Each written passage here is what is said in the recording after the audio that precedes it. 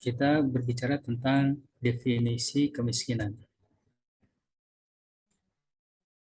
Definisi kemiskinan menurut Marshall itu artinya kesenjangan pendapatan atau inequality, nah, atau ketidaksetaraan ya. Jadi baik itu kesempatan, kemudian juga eh, antar eh, antar individu dalam sebuah eh, kumpulan masyarakat gitu ya, society. Nah, inequality ini bukan semata dalam hal pendapatan dan aset. Jadi tidak semata-mata kesenjangan ini hanya dilihat dari eh, kekayaannya saja ya, tapi juga dalam hal kekuasaan, prestis, status sosial, gender, kondisi kerja, tingkat partisipasi ya, dan kebebasan untuk memilih dan hal-hal yang terkait dengan ekonomi lainnya. Jadi inequality ini juga terjadi gitu. Nah, bagaimana kemudian eh,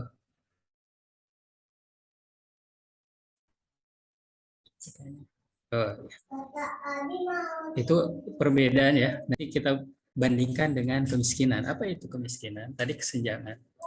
Nah, kemiskinan itu sendiri adalah kalau bahasa Inggrisnya poverty. Poverty ini menurut Marshall itu adalah eh, terbatasnya apa? Eh, sorry, sorry. Ada yang masih masuk ya. Baru 12 orang. Eh, terbatasnya apa? Lacking, terbatas ya. Terbatasnya apa?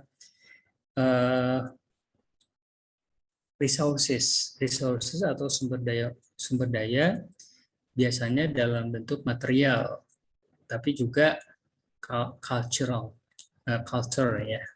Jadi eh, unsur-unsur lain ya, pendidikan itu termasuk di dalamnya culture. Nah, kemiskinan ini adalah suatu keadaan ketika seseorang kehilangan harga diri. Nah, self esteem, kehilangan harga diri.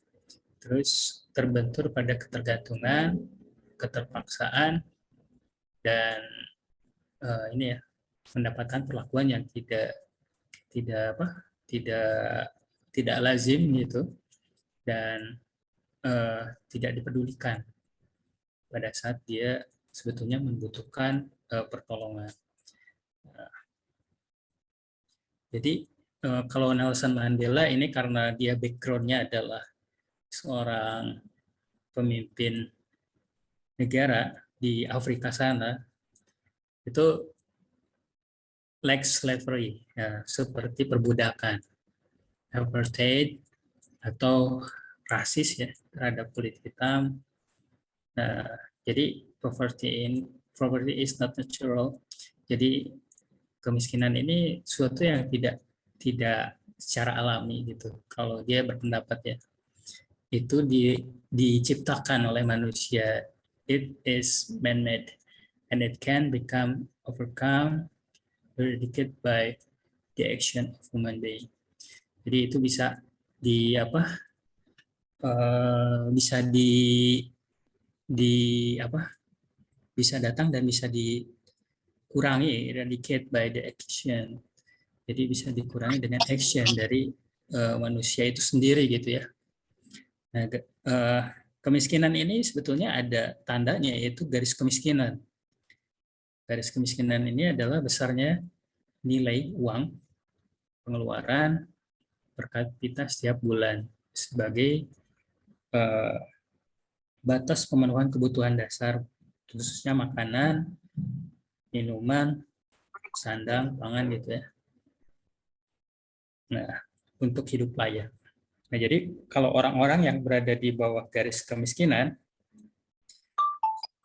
misalkan $1 per day, ini biasanya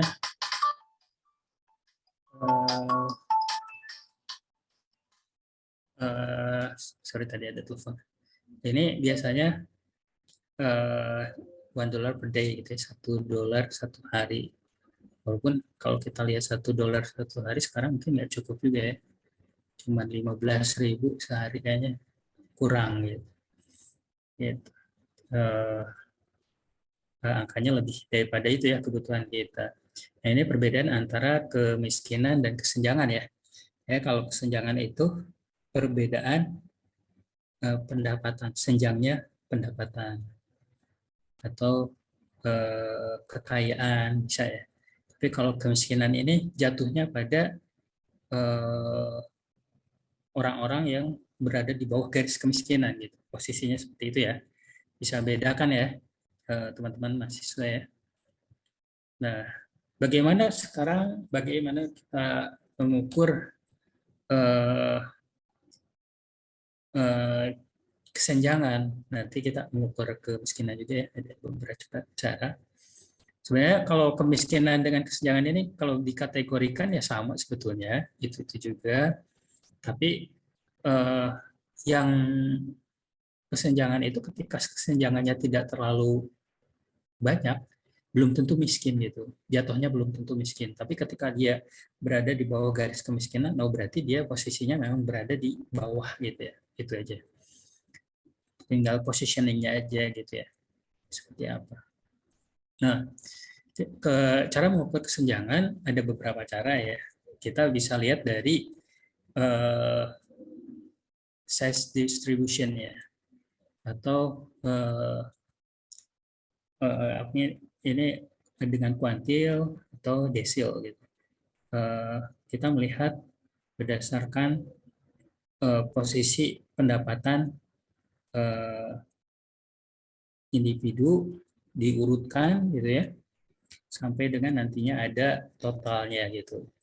Nah, ketika dia berada pada posisi misalkan kuantilnya misalkan kuantil itu berarti apa per apa per kuanti ya per 4 gitu. Terus ada juga yang per desil itu per 10-an. Nah, nanti ketika dia berada lebih daripada 20% posisinya atau berada di yang apa? Yang lebih dari 20%, kemudian yang paling bawahnya itu berada sekitar ada 40% jumlah kuantitasnya. Nah, ini berarti dalam kondisi inequality ya. Jadi terjadi kesenjangan gitu. Nah, ini cara yang pertama. Cara yang kedua adalah ini yang bakal keluar saya kasih kisi-kisinya deh sekarang. Yaitu tentang kurva Lorenz. Nah, apa itu kurva Lorenz? Kurva Lorenz itu adalah kurva yang merepresentasikan tingkat kesenjangan. Nah, ini ada, coba teman-teman bisa lihat kan di sini ada ada segi 4, kemudian ada garis disebutnya line of equality. Nah, kelihatan nggak? Bisa direspon nggak? Kelihatan, Pak.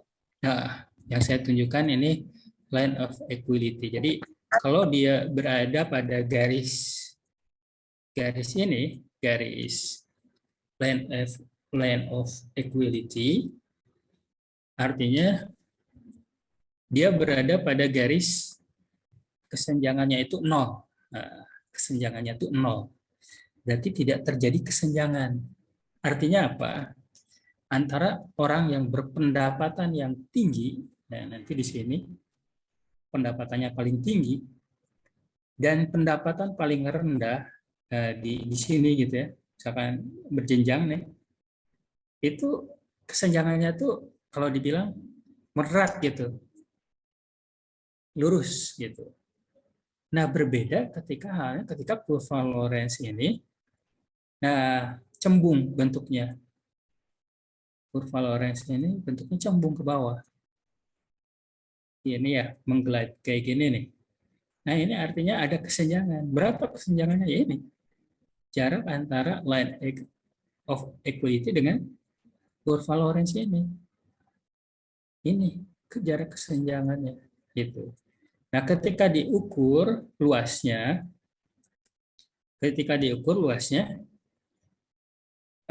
kalau misalkan nilainya satu, nah satu tuh hampir kayak gini ya, hampir segitiga kayak gitu, itu berarti kesenjangannya sangat tinggi.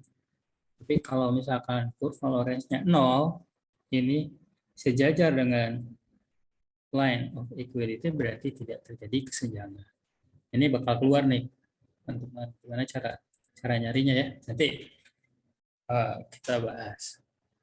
Kalau nggak sempat kita bahas, kita coba dicek di buku ya, di bukunya, di buku saudara Sadana Sukarno juga ada di Kuncara apa eh, ya di buku yang lain juga banyak ya kalau yang nah, jadi kalau misalkan kita bandingkan nih antara kurva Lorenz yang A, B, dan C, itu kira-kira yang paling yang paling ini yang paling apa namanya? Yang paling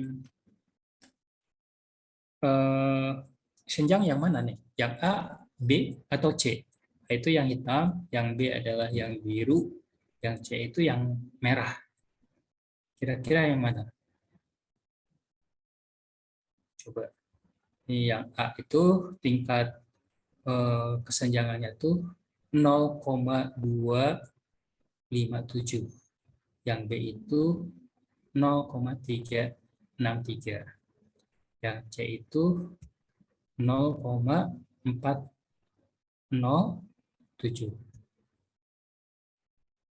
Nah, kira-kira yang mana?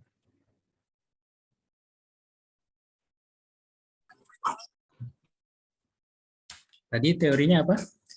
Yang garis yang miring ini adalah line of equality. Artinya terjadi kesetaraan. Nah, kesetaraan itu artinya tidak senjang gitu ya, tidak terjadi kesenjangan lah kalau dibilang seperti itu. Nah, sedangkan makin ke sini makin senjang. Berarti yang paling senjang yang mana? Yang C ya. Itu terjadi kesenjangan yang jadi C lebih parah kesenjangannya daripada B. B ini lebih parah daripada A. Seperti itu. Nah, kemudian kita lihat lagi. Nah, ini kurva Lorenz juga ya. Nah, ini seperti ini. Jadi yang A ini grafik yang A ya, yang sebelah kiri, relative equal distribution. Jadi ini termasuk yang tingkat kesenjangannya itu eh, tidak terlalu parah gitu ya, relative equal. Jadi distribusi pendapatannya itu merata lah gitu. Nah, sedangkan yang sebelah kanan relative unequal distribution. Jadi dia itu hampir besar ya kesenjangannya ya, sangat besar di sini. Gitu. Eh, apalagi kalau misalkan dia ditarik lagi ke sebelah kanan sampai berongga gitu ya, berongganya cukup parah itu berarti terjadi kesenjangan yang cukup berat. Nah, kemudian eh, coba lihat yang A, B, C, dan D. Nah, ini coba dibandingkan. Bagaimana kira-kira tingkat keparahannya? Yang paling parah yang mana? Yang D ya. Yang D ini ada overlap di di satu titik, di suatu titik, nah berarti keparahan di barisan yang paling bawah, orang-orang yang agak miskin berada di bawah. Kalau makin miskin itu makin kaya ya. Nah ini agak parah yang di C, tapi yang di B agak lebih baik. Itu kesenjangannya nggak terlalu. Tapi yang di atasnya, kalau yang di C ini malah agak naik ke atas, mendekati inequality. Jadi ini agak merata di kalangan atasnya, gitu. Tapi parah di kalangan bawahnya yang C ini. Sedangkan yang B ini yang bawahnya nggak terlalu parah, tapi yang atasnya ini agak senjang. Itu ya. Nah, bagaimana kemudian cara menghitungnya? Nah, ini cara menghitungnya. Menghitung kesenjangan di atau gini koefisien ini ya, yang tadi kurva Lorenz itu yaitu menghitung luas daerah. Jadi gini koefisien adalah shaded area A. Jadi area A yang berbayang-bayang ini. Yang berbayang-bayang ini adalah shaded area-nya. Sedangkan dibagi dengan total area dari B, C, D dari segitiga. Gitu ya. Nah, itu Gini koefisien. Jadi ketika Gini koefisiennya itu 0, nah 0 itu berarti menghimpit dengan line of equality. Itu artinya apa? Pemerataannya sempurna. Tapi kalau misalkan sampai ke sini, sampai ke yang C juga gitu ya, senjang banget. Ini senjang banget berarti. Sama dengan 1. Tingkat kesenjangannya itu sama dengan 1. Karena shaded area A itu sama dengan total area dari BCD. Berarti 1/1 sama dengan 1. Itu Gini koefisiennya itu 1, berarti dia betul-betul totally senjang gitu ya. Sangat terjadi gap pada masyarakat gitu ya. Jadi yang kaya-kaya banget, yang miskin-miskin gitu. Gitu. Tahu ya? Sekarang cara mencari Gini koefisien adalah luas A, luas yang antara line of equality dengan ini, garis ini, yaitu daerah gray area lah, kalau dibilang shaded area, yang ini, dibagi dengan segitiga. Itu adalah Gini koefisien. Nah, ada cara mengukur yang lain, yaitu dengan wage, perbandingan antara wage dengan profit, wage rate dengan profit yang didapatkan oleh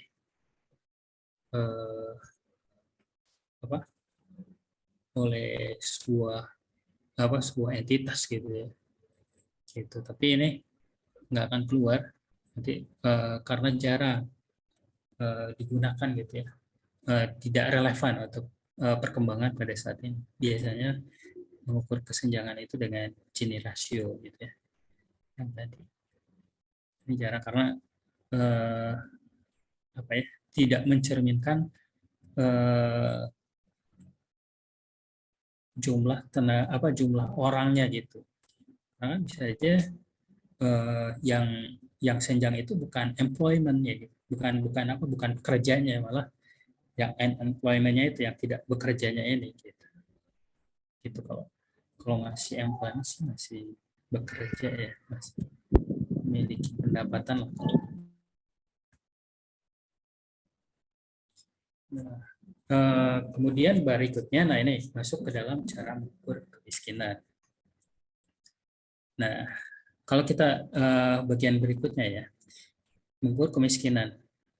Nah, kemiskinan itu terjadi ketika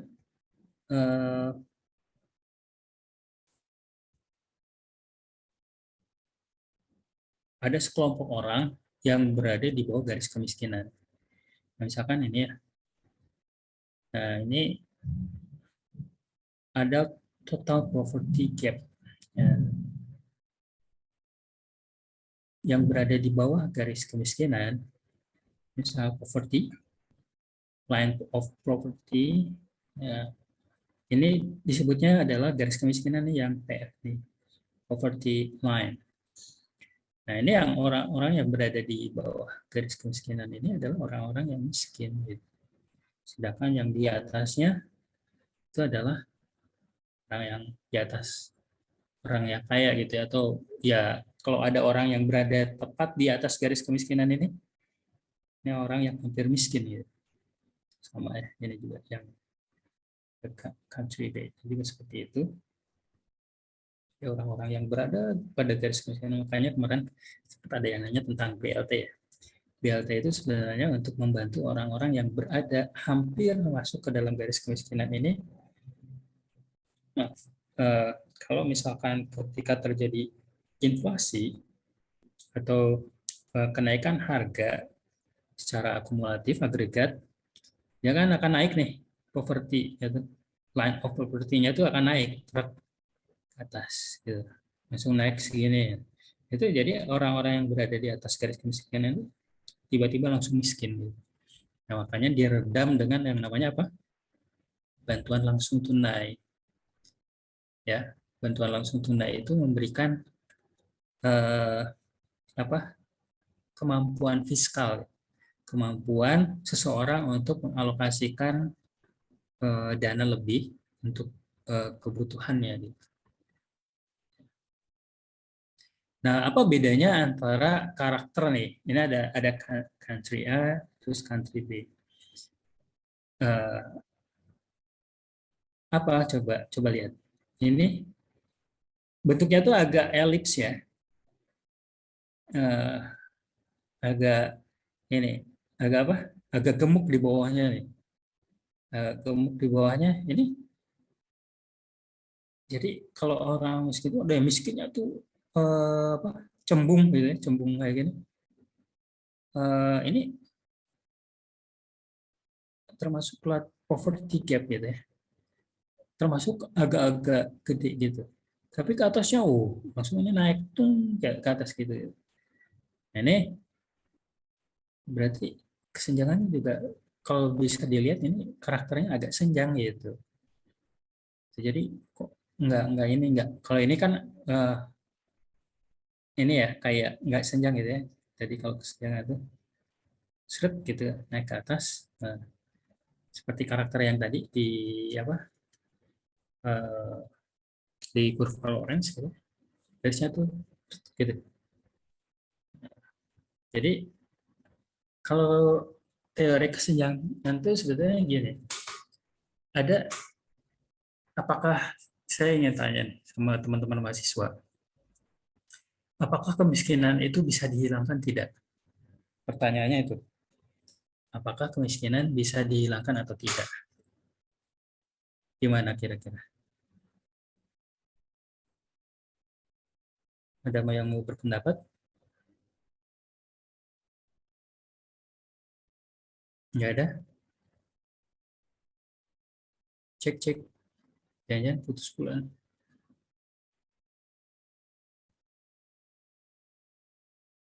Wah, waktunya 10 menit lagi. Oke. Nanti tahan dulu. Eh, coba direspon dulu. Ini kedengaran masih kedengaran nggak suaranya?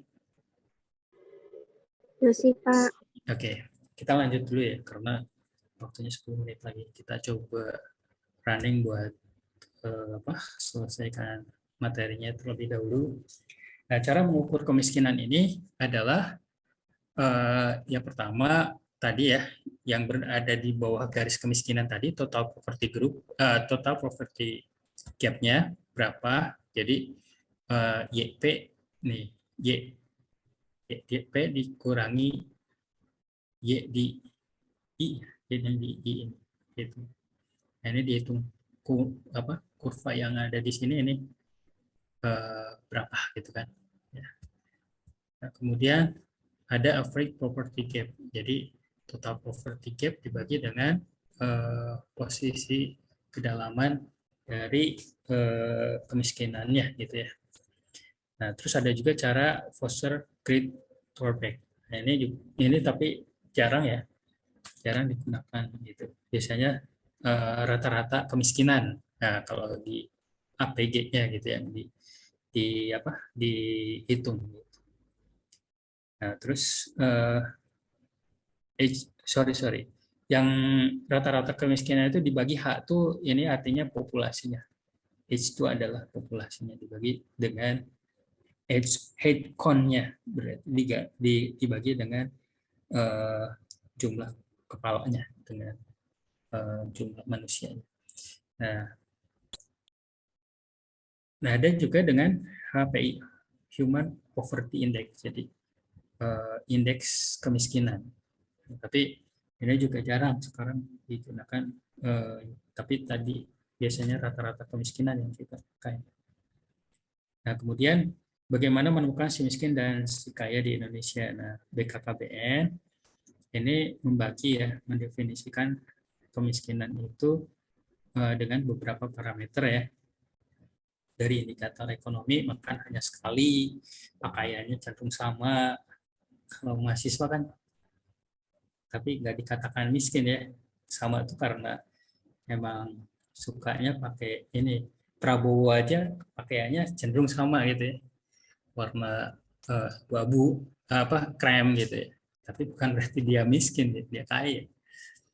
Indikator non ekonominya tidak leluasa melaksanakan ibadah, bukan berarti bahwa juga dia ini malas, tapi kadang-kadang secara edukasi kurang gitu ya.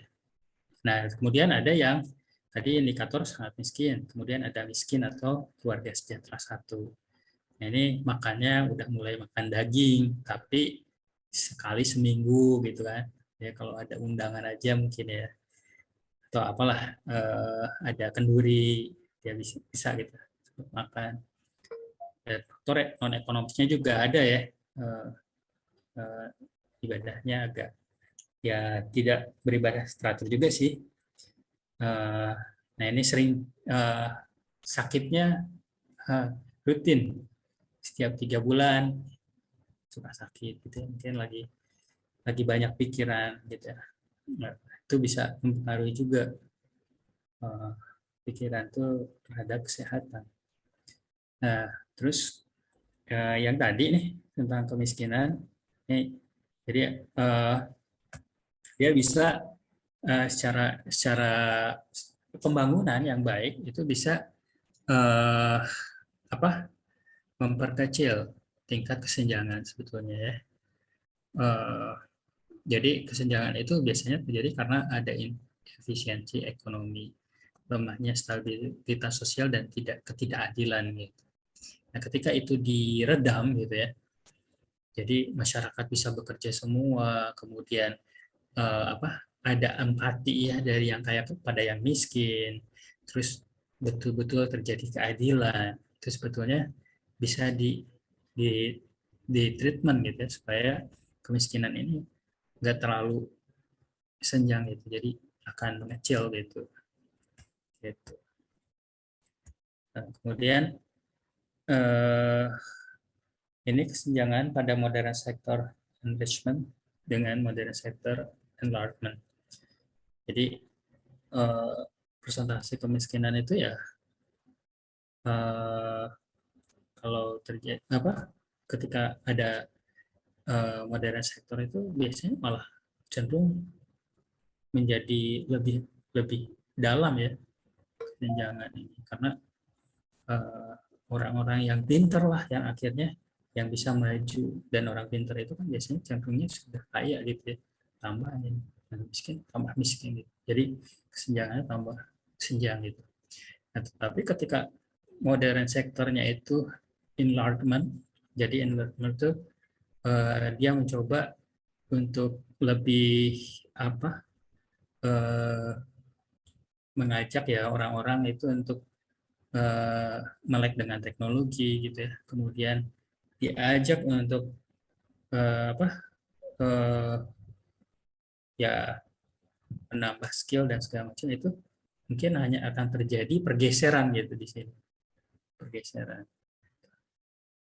Jadi yang di bawahnya agak nipis gitu, jadi agak naik ke atas. Karena apa? Sekarang kan banyak tuh anak-anak, supaya dilihat anaknya tukang beca gitu. Tapi karena dia memiliki keinginan untuk belajar dan belajar, dia akan shifting gitu. Dia akan bergerak ke atas gitu dengan sendirinya. Jadi yang tadinya kalau si bapaknya berada di sini sama satu keluarga berada di kemiskinannya itu senjang berada di bawah sini, dia akan bergeser ke atas. Walaupun mungkin si bapaknya masih di sini gitu ya, cuman kan biasanya si anak ini akan, Pak ikut aja Pak sama saya. Jadi dia akan terangkat derajatnya. Jadi dia akan shifting ke atas, naik ke atas. Oke. Nah, kemudian satu lagi tentang kesenjangan ya. Ini dengan kurva Kuznets, kurva U terbalik gitu ya. Jadi kelengkungan kurva ini menunjukkan Gini koefisien juga. Jadi,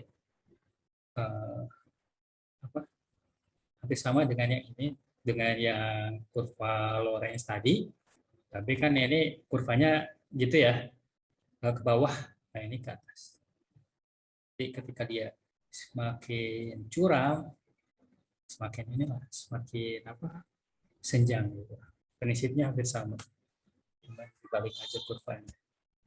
Nah, ini pertanyaan-pertanyaan kritis terkait dengan kemiskinan dan kesenjangan ya, nanti bisa direnungkan gitu ya oleh teman-teman, apa hubungannya sih antara kemiskinan dan kesenjangan, siapa yang miskin. Terus kemarin saya sempat tanyakan ya, apakah kemiskinan itu mindset atau memang hanya emang nyata real. Terus tadi pertanyaan saya yang terakhir, apakah kemiskinan itu betul-betul bisa dihilangkan atau tidak. Tapi kata kuncinya, kemiskinan itu sudah ada sejak zaman dahulu kala.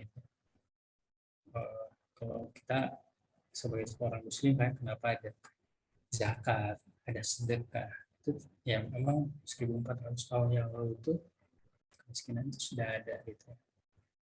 Audio Jungle.